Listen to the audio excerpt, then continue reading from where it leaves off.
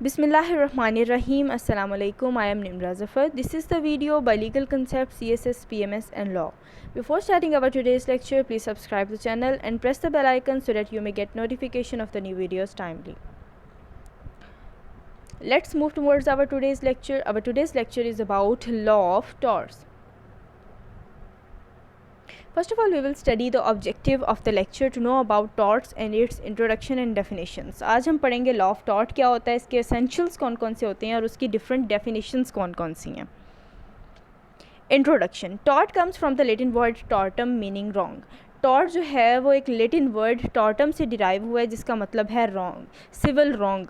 A tort is an act or omission that give rise to injury or harm to another and amounts to a civil wrong for which courts impose liability. Tort जो है वो एक ऐसा act होता है, ऐसा civil wrong होता है जिसके नतीजे में किसी दूसरे बंदे को कोई इंजरी हो या कोई नुकसान हो. बेशक वो नुकसान फिज़िकली हो या उसकी प्रॉपर्टी को कोई नुकसान हो, और उसके बदले में क्या होता है, कोर्ट आप पर लायबिलिटी इम्पोज कर देती है. कैसी लायबिलिटी इम्पोज करती है कि आपको डैमेजेस पे करने पड़ते हैं उसके नतीजे में. फॉर एग्जांपल कि आपसे कोई ऐसा टॉर्ट कमिट हो गया है तो आपको उसके बदले में डैमेजेस भी पे करने पड़ेंगे. Definitions of tort according to Black's Law Dictionary. A tort is a civil wrong other than breach of contract for which a remedy may be obtained. कि tort जो है वो एक ऐसा civil wrong होता है जिसके नतीजे में आप remedy ले सकते हैं, remedy obtain कर सकते हैं, usually in the form of damages की form में. A breach of duty that the law imposes on a person who stand in a particular relation to one another. कि ये जो tort होता है ये breach of contract या breach of trust नहीं होता, ये सिर्फ एक breach of duty होता है. जब दो पर्सनस का आपस में कोई रिलेशन होता है तो उनके दरमियान में कोई ड्यूटी होती है.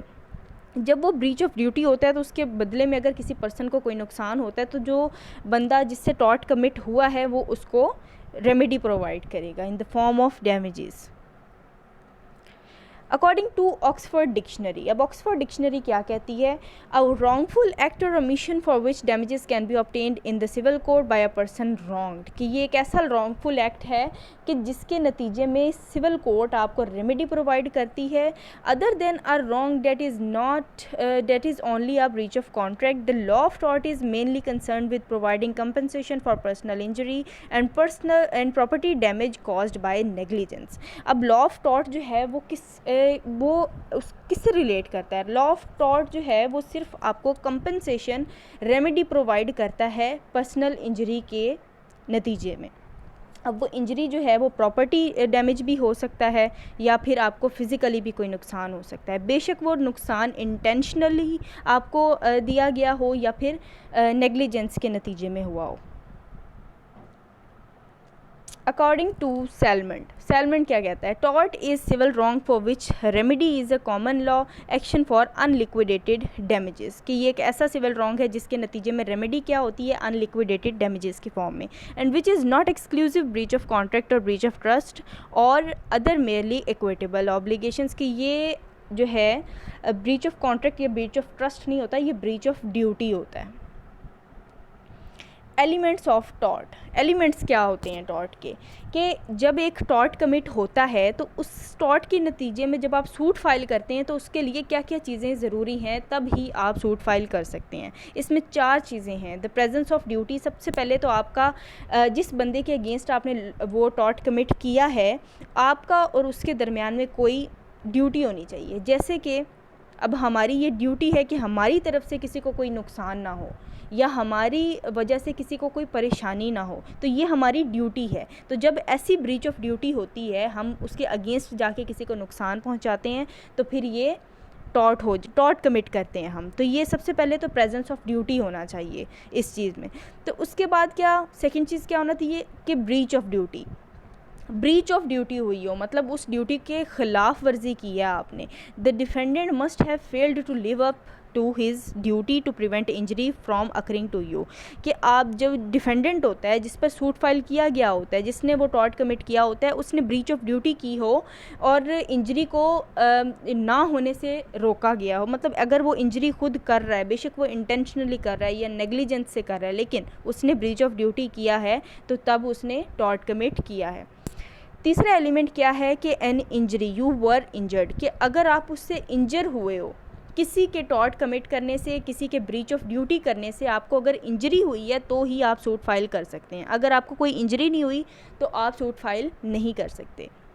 The injury resulted from the breach, और जो इंजरी आपको हुई है वो उसी ब्रीच की वजह से हो, किसी और वजह से ना हुई हो।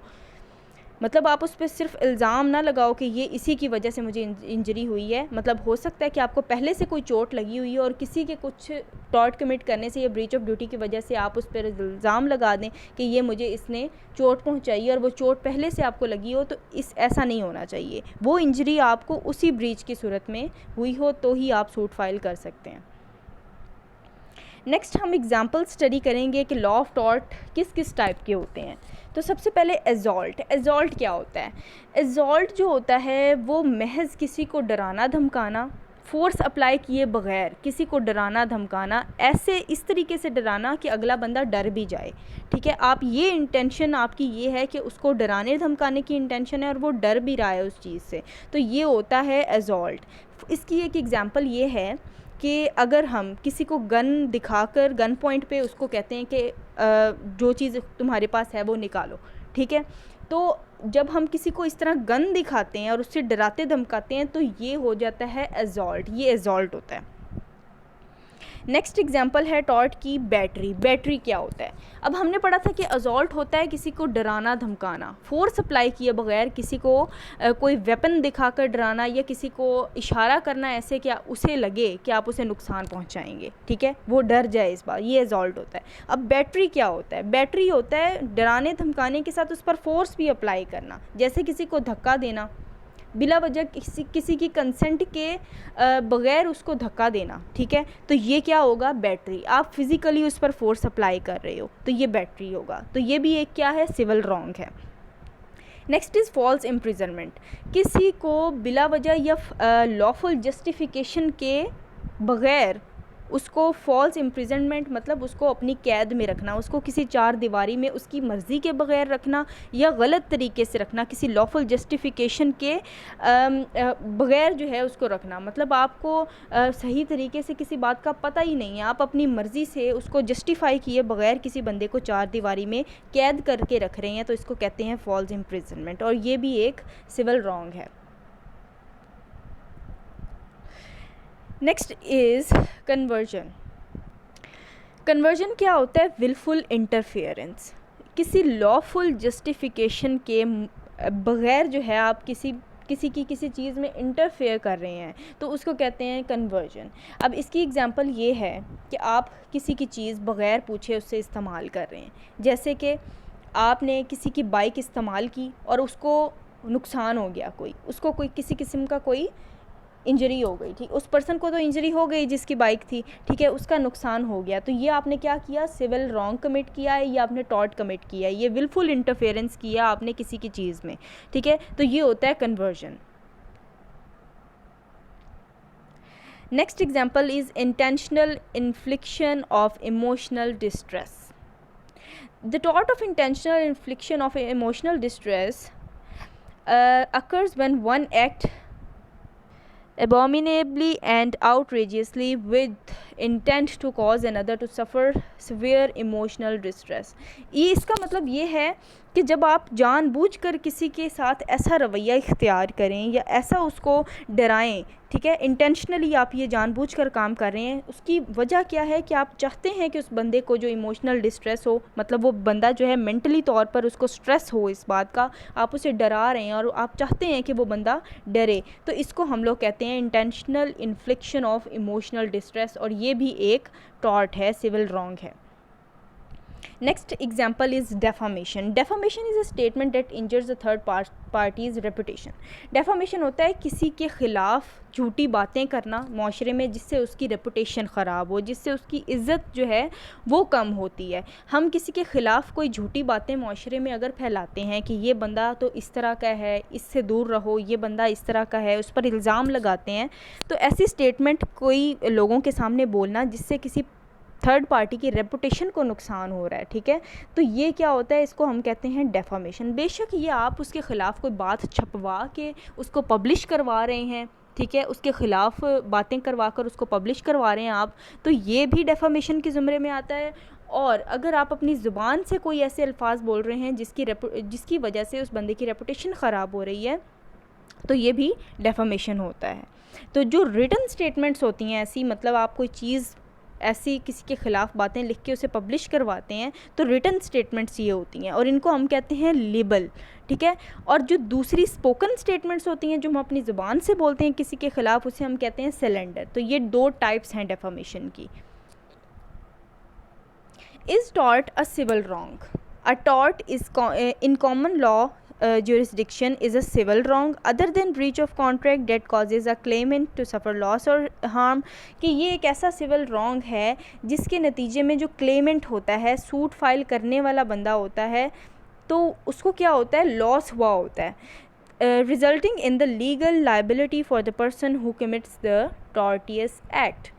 तो इसके नतीजे में क्या होता है, जिस पर्सन ने ये एक्ट कमिट किया होता है, सिविल रॉन्ग किया होता है, उसके ऊपर लाइबिलिटी आ जाती है, कोर्ट उसके ऊपर लाइबिलिटी इम्पोज कर देता है, उसे डैमेजेस पे करने पड़ते हैं। A civil wrong or wrong is a cause of action under the law of the governing body. Tort, breach of contract and breach of trust are 2 types of civil wrongs. Something that amounts to a civil wrong is said to be wrongful. A wrong involves the violation of the rights because wrong and right are complementary terms.